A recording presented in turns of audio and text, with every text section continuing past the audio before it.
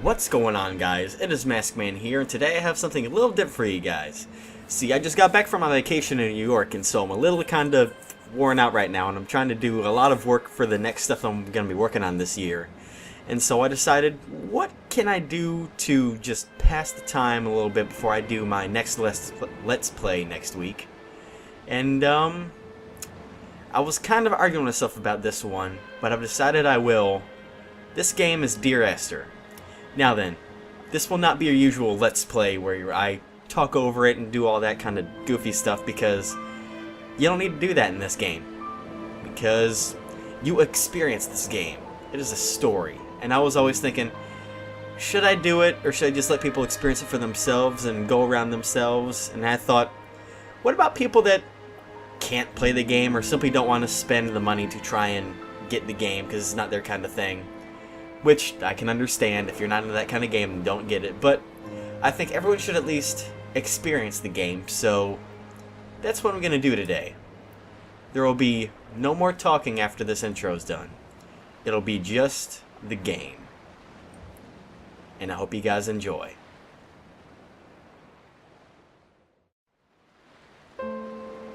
Dear Esther, I have lost track of how long I have been here, and how many visits I have made overall.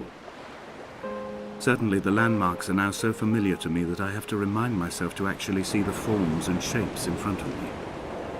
I could stumble blind across these rocks, the edges of these precipices, without fear of missing my step and plummeting down to sea.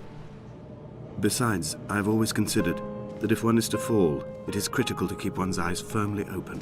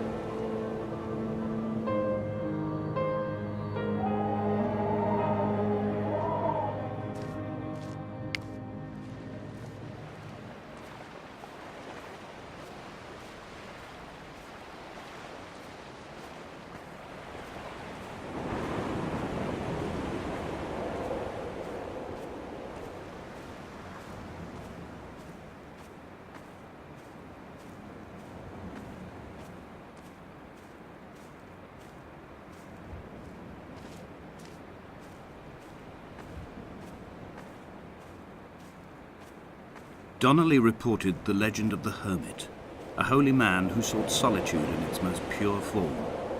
Allegedly, he rode here from the mainland in a boat without a bottom, so all the creatures of the sea could rise at night to converse with him. How disappointed he must have been with their chatter. Perhaps now, when all that haunts the ocean is the rubbish dumped from the tankers, he'd find more peace. They say he threw his arms wide in a valley on the south side, and the cliff opened up to provide him shelter. They say he died of fever 116 years later. The shepherds left gifts for him at the mouth of the cave, but Donnelly records they never claimed to have seen him. I have visited the cave and I have left my gifts, but like them, I appear to be an unworthy subject of his solitude.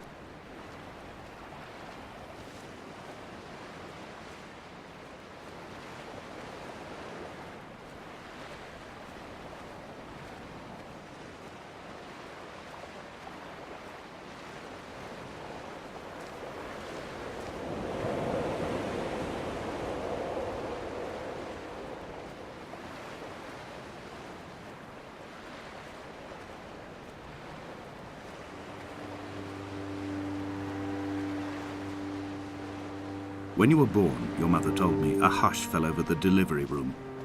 A great red birthmark covered the left side of your face. No one knew what to say, so you cried to fill the vacuum. I always admired you for that you cried to fill whatever vacuum you found.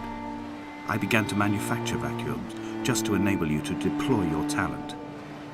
The birthmark faded by the time you were 6 and had gone completely by the time we met, but your fascination with the empty and its cure remained.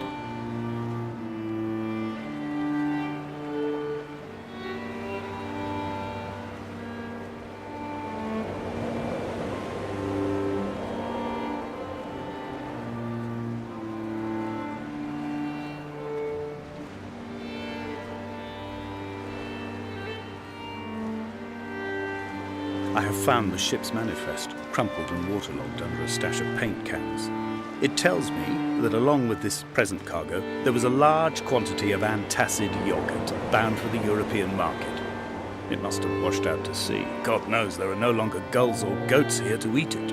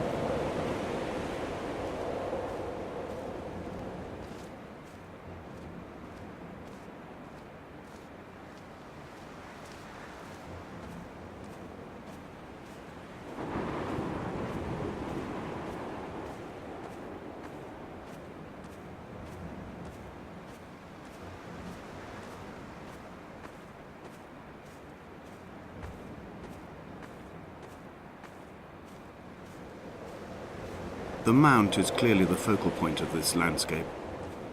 It almost appears so well placed as to be artificial. I find myself easily slipping into the delusional state of ascribing purpose, deliberate motive to everything here. Was this island formed during the moment of impact?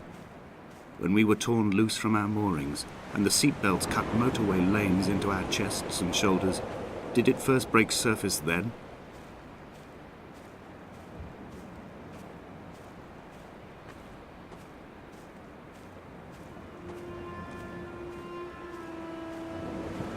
When someone had died or was dying, or was so ill they gave up what little hope they could sacrifice, they cut parallel lines into the cliff, exposing the white chalk beneath.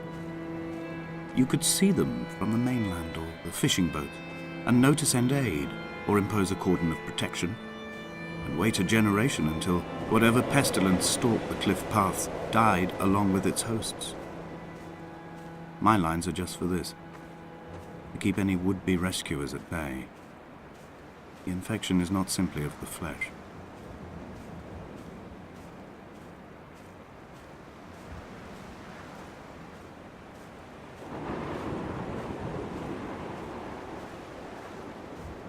We are not like Lot's wife, you and I. We feel no particular need to turn back. There's nothing to be seen if we did. No tired old man parting the cliffs with his arms. No gifts or Bibles laid out on the sand for the taking. No tides turning or the shrieking gulls overhead. The bones of the hermit are no longer laid out for the taking. I have stolen them away to the guts of this island, where the passages all run to black, and where we can light each other's faces by their strange luminescence.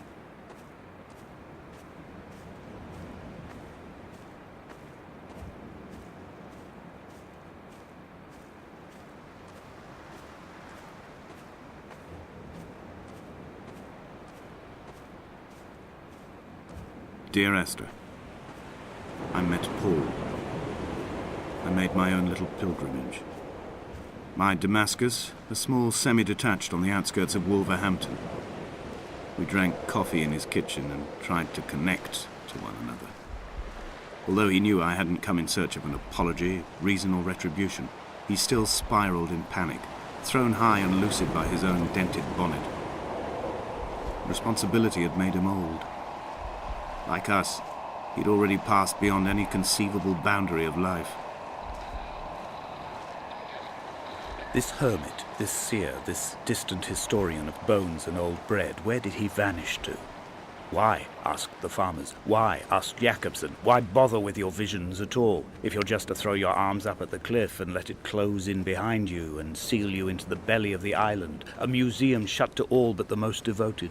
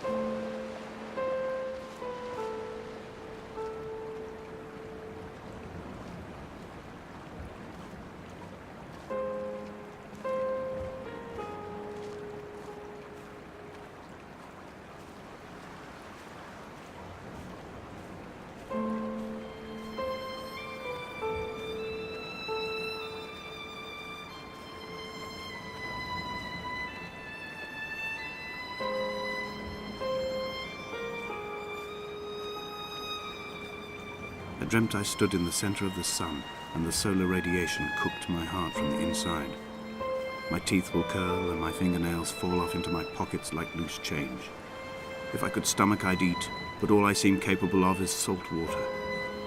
Were the livestock still here, I could turn feral and gorge. I'm as emaciated as a body on a slab, opened up for a premature source of death. I've rowed to this island in a heart without a bottom, all the bacteria of my gut rising up to sing to me.